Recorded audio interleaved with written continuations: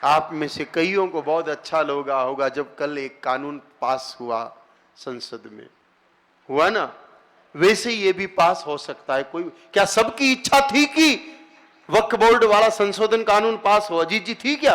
पूरे देश की इच्छा थी क्या? नहीं थी। कम से कम 30-40% लोग तो ऐसे थे जो नहीं चाहते थे। उनमें तो दुर्भाग्य की बात तो कई तो हिंदू नहीं चाहते थे, कई हिंदू ही विरोध कर रहे थे कि नहीं पास होना चाहिए।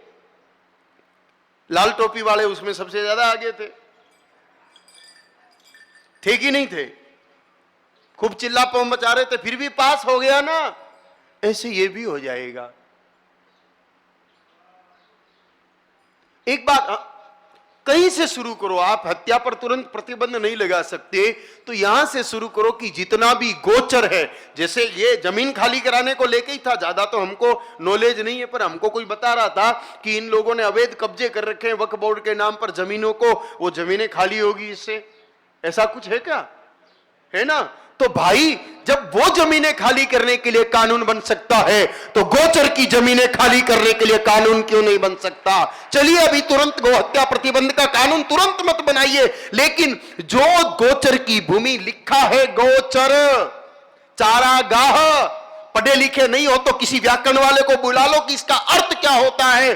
गाय के चरने की जगह को गोचर कहते हैं, चरने की जगह को चारागाह कहते हैं। वो भूमि गाय माता को वापस दे दो।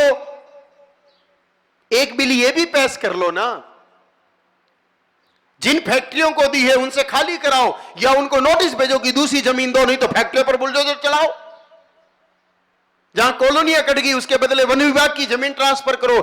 गाय माता की भूमि गाय माता को मिल जाए तो भी आपकी जरूरत नहीं है किसी की। फिर क्यों? क्योंकि गाय माता उन गोचर पर चढ़ के भी अपना काम पूरा कर लेगी, क्योंकि बाकी जगह तो आपने फेंसिंग कर दी। एक सड़क के ऊपर तक आपने पोल रोप करके खेतों पे फेंसिंग कर दिए। गाय माताएं सड़कों पे है, जाएगी कहां? अगर उनको उनका गोचर मिल गया तो वो अपने में मस्त रहेगी, वो आपको कुछ भी नहीं कहेगी। उनकी जमीन उनको दिला दो, बस। एक कानून ये भी बना दो, बस। कुछ एक काम कर दो, या तो उनकी जमीन उनको दे दो, या फिर उनकी हत्या के प्रतिबंध का कानून बना दो। कुछ तो कर दो।